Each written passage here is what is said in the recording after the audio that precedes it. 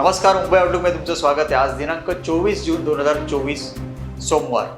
पाहूयात आजच्या दिवसातल्या टॉप 10 घडामोडी। 18व्या लोकसभेचे पहिले अधिवेशन सोमवारी म्हणजेच आज सुरू झाले। अधिवेशनाच्या पहिल्याच दिवशी पंतप्रधान नरेंद्र मोदी यांनी तिसऱ्या टर्ममध्ये पूर्वीपेक्षा 3 पट जास्त काम करू अशी ग्वाही दिली।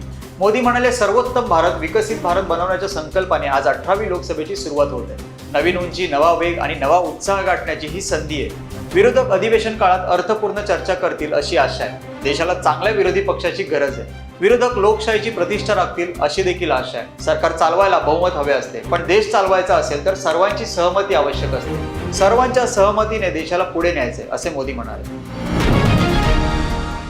मुख्यमंत्री एकनाथ शिंदे यांच्या भंडारा दौऱ्यावेळी प्रसारमाध्यमांच्या प्रतिनिधींना घेऊन जाणारी बोट बुडून तिचे 3 तुकडे झाले। या दुर्घटनेत कोणतीही हानी झाली नसल्याचे सांगण्यात येत आहे। वैनगंगा नदीवर होत असलेल्या जागतिक दर्जाच्या जल पर्यटन प्रकल्पाच्या पहिल्या टप्प्याचे मुख्यमंत्री एकनाथ शिंदे यांच्या हस्ते भूमिपूजन होणार आहे। त्याचवेळी हा अपघात घडला। मराठा आंदोलन भरकटवण्याचा डाव सुरू आहे। त्यांना दंगली घडवून आणायच्या आहेत असा आरोप करत आपल्या भविष्यासाठी तयार राहा, मागे हटू नका, तुम्ही तुमची एकजूट दाखवा। येत्या 6 जुलैला होणाऱ्या मराठा जनजागृती रॅलीत सहभागी व्हा असे आवाहन मराठा आरक्षण आंदोलनाचे नेते मनोज जरांगे पाटील यांनी माध्यमांशी बोलताना केले। छगन भुजबळ यांनी माध्यमांशी बोलताना जरांगे पाटील हे जातीयवाद निर्माण करत आहेत असा आरोप केला। त्याला जरांगे पाटील यांनी सडेतोड उत्तर दिलं।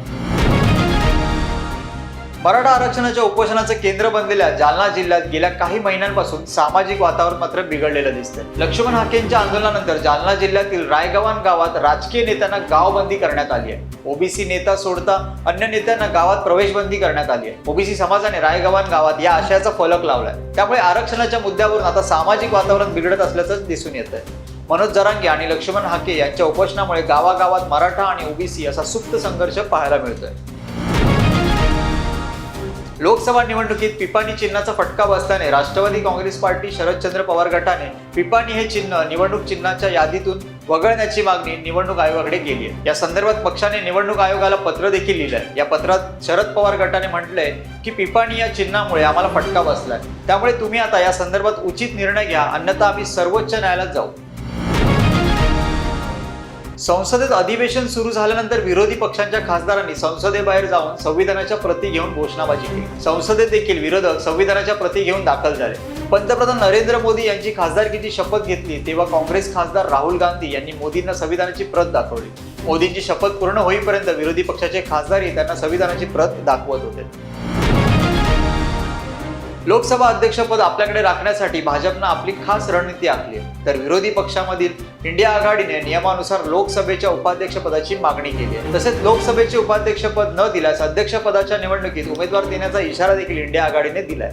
लोकसभा निवडणुकीत कुठल्याही पक्षाला स्पष्ट बहुमत मिळालं नसल्याने लोकसभेच्या कामकाजामध्ये लोकसभा अध्यक्षाची भूमिका ही महत्त्वाची ठरणार आहे।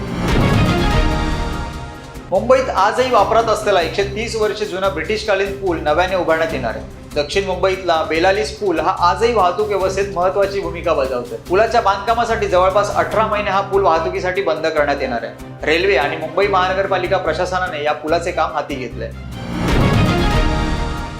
दिल्लीतील कथित मद्य धोरण प्रकरणी अटक असलेले दिल्लीचे मुख्यमंत्री अरविंद केजरीवाल यांच्या जामीन अर्जावर तात्काळ सुनावणीस आज सर्वोच्च न्यायालयाने नकार दिला। तसेच दिल्ली उच्च न्यायालयाच्या निर्णयाची संयमाने प्रतीक्षा करावी असा सल्लाही सर्वोच्च न्यायालयाने दिलाय। अरविंद केजरीवाल यांना गुरुवारी राऊस एव्हेन्यू न्यायालयाने जामीन मंजूर केला होता। याला दिल्ली उच्च न्यायालयाने स्थगिती दिली आहे।